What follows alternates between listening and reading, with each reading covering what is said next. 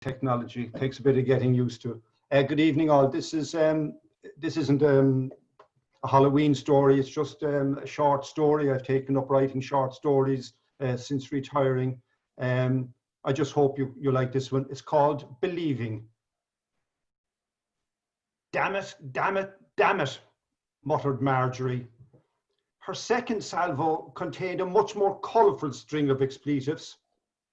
No electricity. She heard the click after switching on the clothes dryer. The couple would have to wait.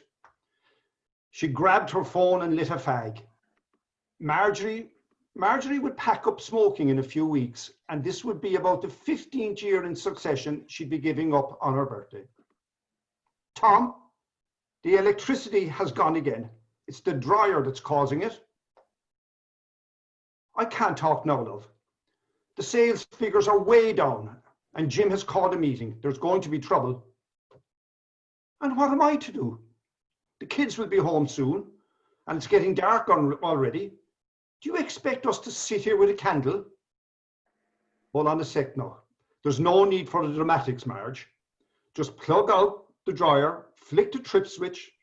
It should come back on. I'll have a look when I get home. I must go now. Bye, love. You looked last week, and it's still broken. Tom had already hung up. Marjorie did as instructed, and power was restored. What to cook for dinner was next on the agenda, but first a strong coffee and another cigarette. Her mobile rang. It was Dorothy, her best friend. Hi, Dot. How are you doing? I'm great. Tell me, Marjorie, do you believe? Believe in what, Dot? It's only 4:30. Don't tell me you're on the vino at this hour. No. I'm not drinking yet, but I'll definitely be having a few later. I was just wondering, do you believe in God and all that stuff? I know that you and Tom take the boys to Mass, but do you really believe?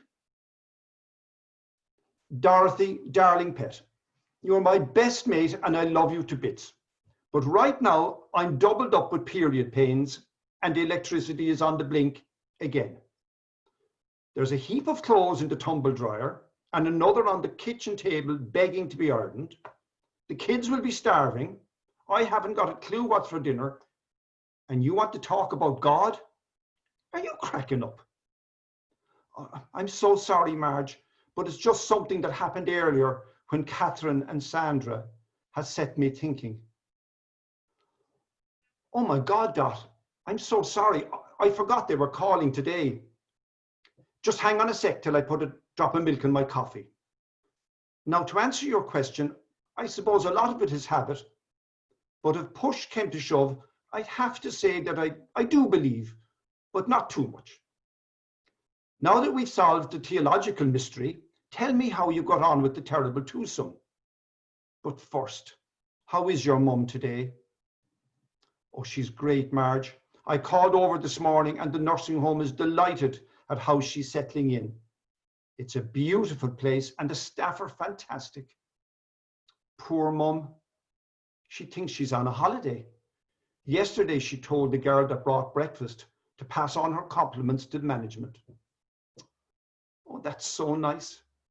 We all love our mums, Dot, but you've been really so kind to yours, especially since the dementia kicked in. How you juggled everything over the past 3 years is beyond me. And the other two barely had time to call and see her. A pair of witches. Well, how did it go? Not great. As you know, most of the furniture ended up in a skip after me and Tom finished cleaning and clearing out Mum's house. Hopefully when it's rented, the money will go some way towards paying for the nursing care. Oh, I just don't envy you, Dorothy. Somebody has to do it, Marge. Anyway, Mum still wears her rings and the string of pearls that Dad gave her for their 50th anniversary. Bless her. She never takes off those pearls. So today, it was only the family photos and a few trinkets and ornaments we had to sort out. Don't tell me the pair of them created a hassle. Well, yes, Catherine the big heap did. I wanted none of the stuff, but told them I'd like to keep the old Ainsley vase. For years, I'd always bring Mum flowers when I called, and we'd make a big deal of arranging them in that old, tall, narrow vase. It was her favourite, and since she got sick, I think she enjoys the flowers more than ever. And what did Catherine, the snobby cow, say? Well, she said that as she was the eldest, she should have first choice. She wanted the vase. The other one said nothing. I don't believe it. Don't tell me you let her get away with it. Why didn't you stand up to her? Marge, I'm drained by it all. I was going to argue, but the tears started coming. I bit my lip, sat down and thought, God, this isn't fair. What a horrible, horrible pair. Didn't you keep anything at all? Well, yes, I did. I should have told you, but before they came, I took out 2 photos.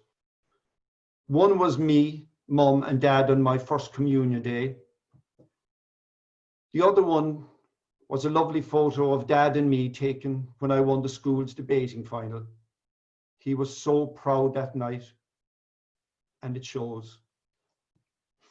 I think I'm going to start crying, Dot. You really have the biggest heart. Did they leave after sharing out the spoils? Yeah, they both had 2 big boxes of stuff. But you're not going to believe this, Marge. But guess what happened when Catherine was putting the second box into her Land Rover? I hope she fell and broke her leg. Oh, it's better than that, Marge. Much better. With her 6-inch Prada heels, she lost her balance for a second or two and wobbled.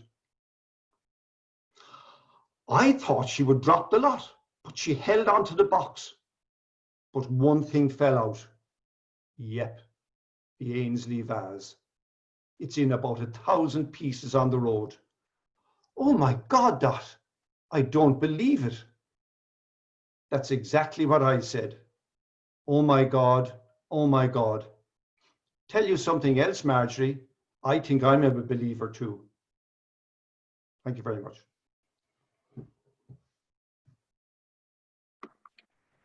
Thank you so much, Eamon.